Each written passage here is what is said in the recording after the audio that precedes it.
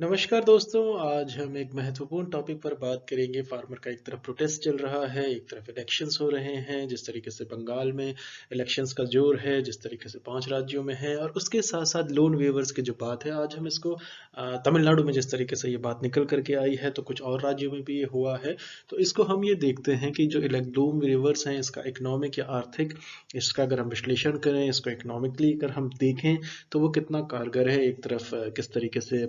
Loan weavers होने चाहिए, एक तरफ बिल्कुल इसका पॉजिटिव मत है, और इसमें ये भी है कि किसानों की वाकई समस्याएं जो है वो बहुत बड़ी हैं, विकराल हैं, जेन्यून हैं। इसका एक पक्ष ये है कि जिस तरीके से सुसाइड हो रहे हैं, जिस तरीके से पिछले 15-20 सालों में 4 लाख के ऊपर किसानों की आत्महत्या हुई, इस सरकार का खुद का डेटा कहता है। तो इसके बाद जो है, अगर हम ये देखते हैं, तो लोन वेवर्स जो है, क्या ये स्ट्रेटजी हो गया है इलेक्शंस को लेके, या ये इंसेपरेबल हो गए हैं, या एक तरीके की डिफॉल्ट सेटिंग के तौर पे ये निकल करके आ रहा है। जो इसमें जो ऋण छूट है, एक तरीके से जो चुनाव है, क्या ये अविभाज्य हो गए हैं? तो ये खतरनाक प्रवृत्ति की तरह भी इसको देखा जा सकता है, या फार्मर्स को वो करने की तरफ भी देखा जा सकता है। तो ये बेसिकली इसका आर्थिक आधार क्या है, और इसको हम देखें, तो जिस तरीके से चुनाव जीतने के लिए जिस तरीके से कर्ज माफी जो है, एक तरीके से ये एक विश्वसनीय उपकरण बन गया है। तो अगर आप ये देखें कि अगर आप उत्तर प्रदेश ले लें, जहाँ से 85 सीटें आती हैं लोकसभा की, और वो बहुत बड़ा स्टेट है, 22 करोड़ की जनसंख्या है। तो ये देखें कि उत्तर प्रदेश के मुख्यमंत्री ने अपनी जो है कि ये 36,000 वर्ग, इसमें कि जो कृषि ऋण माफी की थी 36,000 करोड़ की, तो उसके साथ जो है कि बॉल एक तरीके से रूलिंग प्रक्रिया में शुरू हो गई थी, जिसके बाद महाराष्ट्र, उसके बाद तमिलनाडु, आंध्र प्रदेश, तेलंगाना, मध्य प्रदेश, कर्नाटक और अन्य जगहों पर के नकल की योजना थी। और इसमें मैं आपको बताता चलूँ कि जब यूपीए 2 की सरकार आई थी, उस वक्त मनमोहन सिंह ने जिस तरीके से 70,000 करोड़ का जो माफी दी थी, तो बेहतरी देखा जाए तो ये इस तरह से पहले भी होती रही है, लेकिन ये कुछ बड़े थे। तो इसके बाद जो महत्वपूर्ण बात है ये कि इसने एक तरीके का काम किया है, तो इस मामले में जो एक तरीके से वादा करने वाली पार्टी, या उसको जीत हासिल करना, और जिस तरीके से तमिलनाडु में चल रहा है, जिस तरीके से वो एक्साइज एक तरीके से अपने टैक्सेस कम करने की बात कर रहे हैं, सिलेंडर पर 600 रुपये। तो ये जो एक तरीके के जिस तरीके अपने मैनिफेस्टो में इसको बिल्कुल घोषित तौर पे लिया जा रहा है, तो उसमें जो कर्ज माफी का जो सेगमेंट है, ये बहुत बड़ा है, और उसको बिल्कुल कहा जाता है। तो अगर हम तमिलनाडु की जैसे बात कर रहे थे, तो इसके जो है एक तरीके से कैट अमंग पिजन्स की तरह इसको देखा जा सकता है, कि जो इन्होंने कर्ज माफी की जो घोषणा की है, तो इसमें जो नवीनतम छूट योजना में जो सहकारी संस्थान से प्राप्त जो हैं, ये अल्पकालीय फसल के जो ऋण हैं, ये भी इसमें शामिल कर दिए गए हैं। तो तमिलनाडु के जो मुख्यमंत्री हैं पलानी स्वामी, जिन्होंने जो है कि बेसिकली ये पिछले महीने 5 फरवरी को इसकी घोषणा की थी, तो उनमें से जल्दी पूरा करने के लिए, क्योंकि एक बार अगर डेट्स घोषित हो जाएं तो आचार संहिता लग जाती है, तो इन्होंने बिल्कुल वो प्लान था एक तरीके से। तो इसमें देखा जाए तो किसानों ने इसमें कुछ छूट प्रमाण पत्रों से बाहर कर दिया गया था। मध्य प्रदेश में ये बहुत बड़ा इलेक्शन इशू बना था, जब कमलनाथ सरकार थी मध्य प्रदेश की। तो उसके बाद जो योजना जिस तरीके से उन्होंने कहा था कि पहले साइंस से हम करेंगे राजस्थान, छत्तीसगढ़ में, तो ये जो इसके अनुसार जो है ये आपका 12,110.74, ये हम तमिलनाडु की बात करें, कुल छूट है, जो कि 16.4 लाख से अधिक किसानों को सहकारी संस्थान से प्राप्त की गई है। तो यह इसमें छूट दी जानी है, ऐसा तमिलनाडु की सरकार का कहना है। तो ब्याज और मूलधन दोनों को इस तरीके से ले लिया है, और इसमें जो है इसका कोई मुद्रीकरण की कोई प्रयास नहीं किया जाएगा, या ऐसा बल्कि ये छूट प्रदान की जाएगी। तो इसके मद्देनजर ये है कि इसके अलावा उन्होंने और क्या सोचा था, कि ये जो ऋण जो है अच्छे क्रेडिट क्रम पर चलने वाले, और इससे पहले से ही डिफॉल्ट रूप में भेदभाव नहीं करेगा। ये एक इंपॉर्टेंट फाइंडिंग निकल करके आती है, अगर ये बहुत इंपॉर्टेंट आपको आंसर्स लिखने के लिए। और जो चीफ मिनिस्टर पलानीस्वामी है, इनका कहना है कि ब्लॉक की गति समझ में आती है, राज्य में चुनावी समीकरण, जिस तरीके से शशिकला जी बाहर आई हैं जेल से, उनकी वापसी के साथ एक नाटकीय अंदाज में जो चीजें तेज हुई हैं, जिस तरीके से जो स्टैलिन है वहां पर डीएमके के, उसका जो उनका उभार आया है, जिस तरीके से वहां पर सरकारें चेंज होती रही हैं, एक के बाद एक आती रही हैं,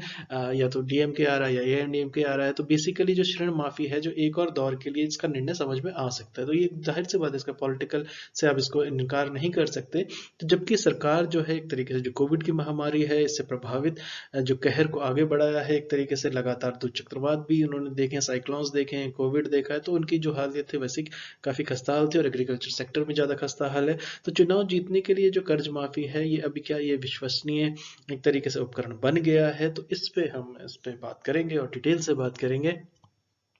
इसमें जो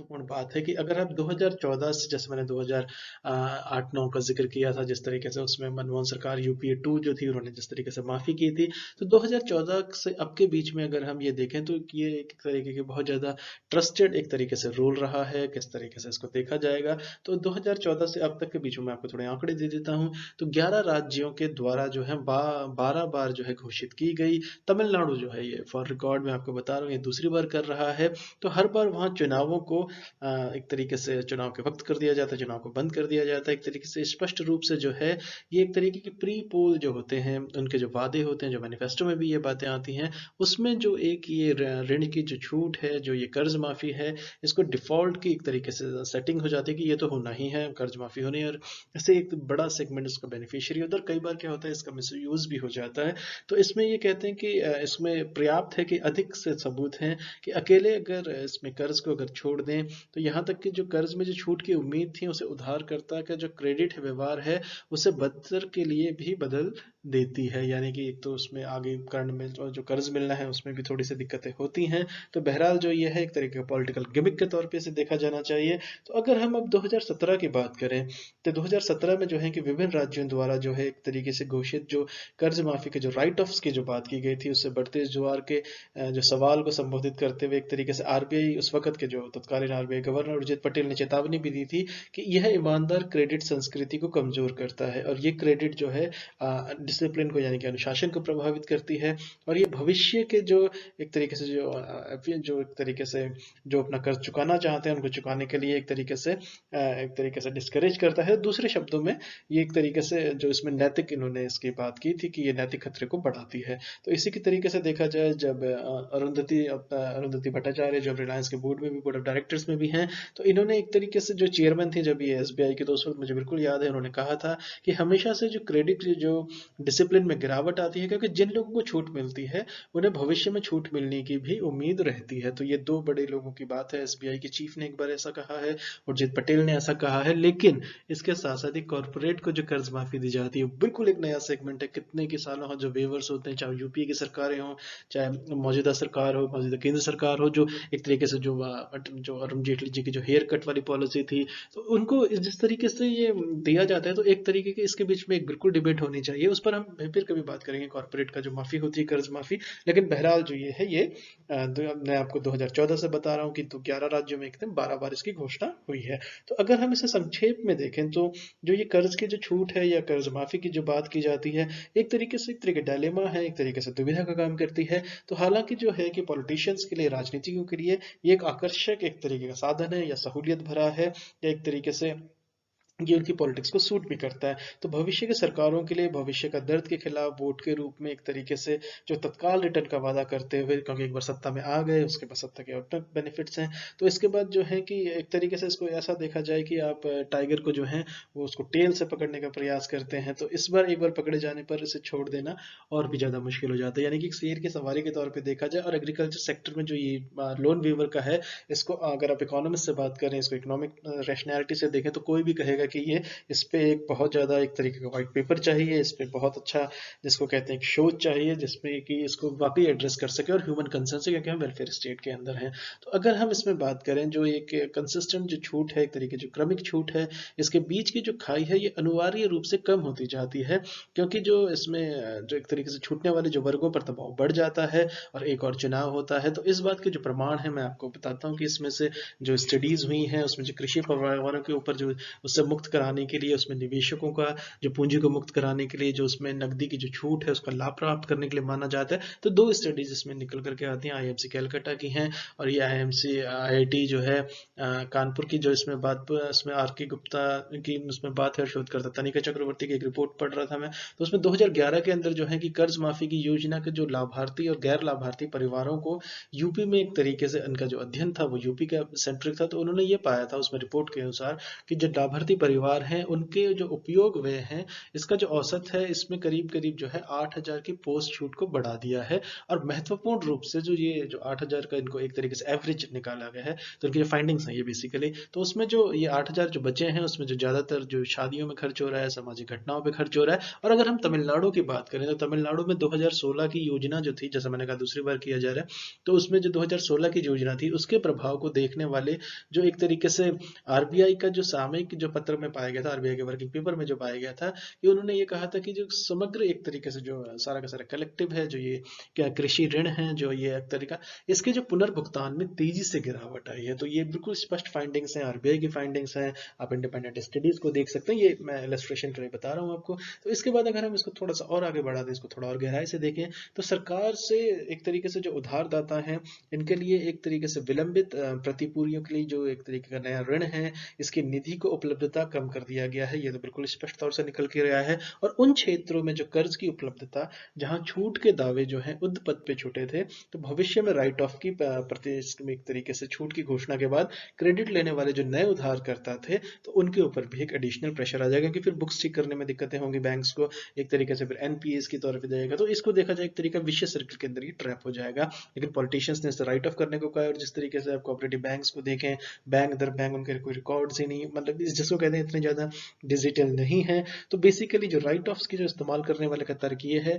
कि इस तरह की जो छूटें हैं, इससे कर्ज के पुनर्गठन में जो है कि उसमें जैसे कॉर्पोरेट को दी जाती है, तो यहाँ भी जो इसका कर्जदाता है उसको एक तरीके से हेयर कट पॉलिसी को इसमें लाना चाहिए। तो ये जैसे मैंने थोड़ी देर पहले कहा था, अरुण जेटली जी के टाइम पे ये बहुत फेमस हुई थी कि एक तरीके का हेयर कट करके उनका फिर पूरा राइट ऑफ्स कर दिया जाए, फिर उनको बुक्स में उनको रहना दिया जाता है। उन्होंने पार्लियामेंट के अंदर भी एक कहा था। लेकिन यहाँ पर बात ये आती है, क्या इसके अंदर एक एथिक्स इसमें आ सकती है, या इसके लिए कोई इकोनॉमिक रैशनल या एक तरह की पॉलिसी या एक तरीके की जो उसमें है कि एक तरीके का सेम व्यवहार किया जाना चाहिए जो कॉर्पोरेट के साथ है, जो किसानों के साथ है, तो उसके मद्देनजर इस पर एक चिंतन तो होना ही चाहिए। तो इसमें जो है कि जो जो प्रभाव है, जिस तरीके जो स्थितियों का निर्माण होता है, क्योंकि जिनको वाकई में लोन वेवर्स चाहिए, जो वाकई बेनिफिशियरी होने चाहिए इसके, उन तक क्या ये सहायता पहुंच रही है, किस कारगर रूप में पहुंच रही है, बैंकों का इसमें क्या रोल है। जिस तरीके किसान आंदोलन में बातें हो रही हैं, अगर 1 लाख का सैंक्शन है उसमें बिल्कुल हर लेवल पर उस पर कट ऑफ है, तो उसके पास तो 40,000 ही आ रहा है, तो 40,000 पे उसे 1 लाख चुकाना है। तो इसमें देखा जाए तो इसलिए काफी ज्यादा डिस्करेजमेंट है ये। तो इसमें जो कि बहुत कॉम्प्लेक्स है। इसके बाद वो महाजन पे जाते हैं, जिस तरीके से वो अब मार्केट से कर्ज उठाते हैं, जिस तरीके से वो बहुत ऊंचे दर पे, तो एग्रीकल्चर की जो प्रॉब्लम्स हैं बनी रहेंगी। लेकिन अगर आप इसे प्रॉपरली करेंगे तो जो फार्मर्स हैं वो इतने स्वाभिमानी हैं कि वो अपना कर्ज भी चुकाएंगे, और उसमें उनको खेती जो है उसको अगर हम जिसको कहते हैं कि पूरी दुनिया में ये कहीं पर भी प्रॉफिट मेकिंग नहीं है, इसलिए गवर्नमेंट इसको हेविली सब्सिडाइज करती है, खास करके वेस्टर्न इकोनॉमीज इसको सब्सिडाइज करती हैं। तो क्या हिंदुस्तान को उसके दिशा में सोचना चाहिए क्या नहीं चाहिए? तो लेकिन बहरहाल इस पर एक डिबेट हो सकती है। लेकिन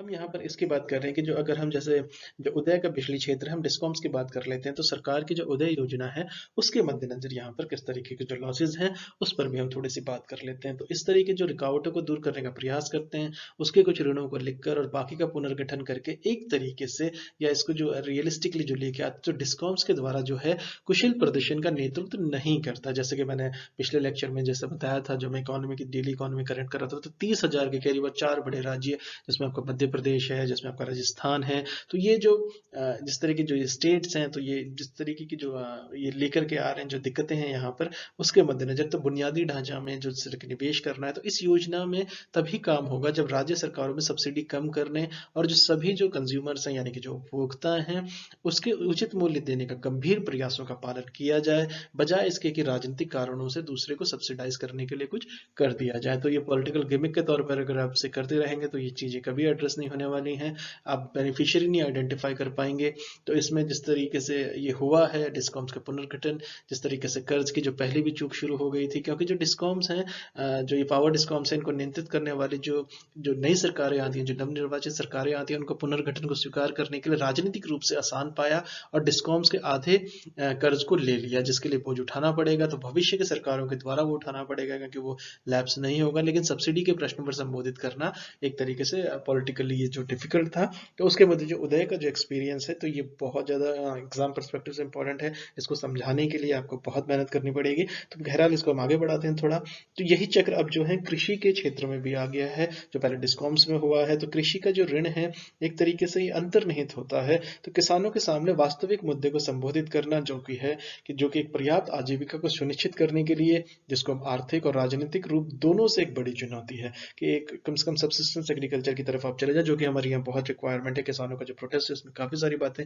निकल करके, यार किसी भी किसान से पूछिए बिल्कुल उसको पता है उसकी समस्याएं क्या हैं और सरकारें कहाँ। जैसे गन्ना किसानों का इशू लगा लीजिए आप, 3 साल में खेती हो रही है, उसके बाद उनको जीरो जीरो करके लिख के दिया जा रहा है। तो ये जो है बहुत पेचीदा मामला है, ये ओवर सिंप्लीफिकेशन इसका हम कर देते हैं, डिबेट्स में आप देख लेते हैं, आप पढ़ लीजिए ऐसे। लेकिन बहरहाल जो है कि कम से कम आजीविका जो फार्मर सुसाइड है, क्या ये उससे कनेक्टेड नहीं है और क्यों नहीं है, इसका बिल्कुल इम्पैक्ट है। अगर इतने बड़े पैमाने पर अगर सुसाइड्स हो रहे हैं, किसानों को फांसी लगानी पड़ रही है, इतने प्रोटेस्ट हो रहे हैं, तो उनकी जेन्युइन समस्या, उसमें जो कर्ज का पुनर्गठन है या कर्ज की जो माफी है, वो बहुत ज्यादा बड़े मुद्दे हैं। इसके बाद अगर हम बात करें तो आर्थिक और राजनीतिक रूप से ये एक तरीके से बहुत बड़ी चुनौती है। तो बस एक बाजार को संचालित समाधान के लिए जो ये परिस्थिति यंत्र का जो निर्माण है, जैसे कि केंद्र में जो सरकार है उन्होंने कृषि कानूनों से उम्मीद की थी, भारी राजनीतिक विरोध में ये इसको पास करा लिया गया था। लेकिन जो लाभार्थी थे, जिसमें किसान उच्च बाजारों की जो तरीके की कीमतें थी, इसकी जो क्षमता को स्वीकार करने के लिए तैयार नहीं है। तो आप उनको बैठाना पड़ेगा, उनसे बात करनी पड़ेगी, उनकी जो आशंकाएं हैं उनका रिजोल्यूशन देना पड़ेगा, क्यों उनको आश्वस्त नहीं हो रहे हैं।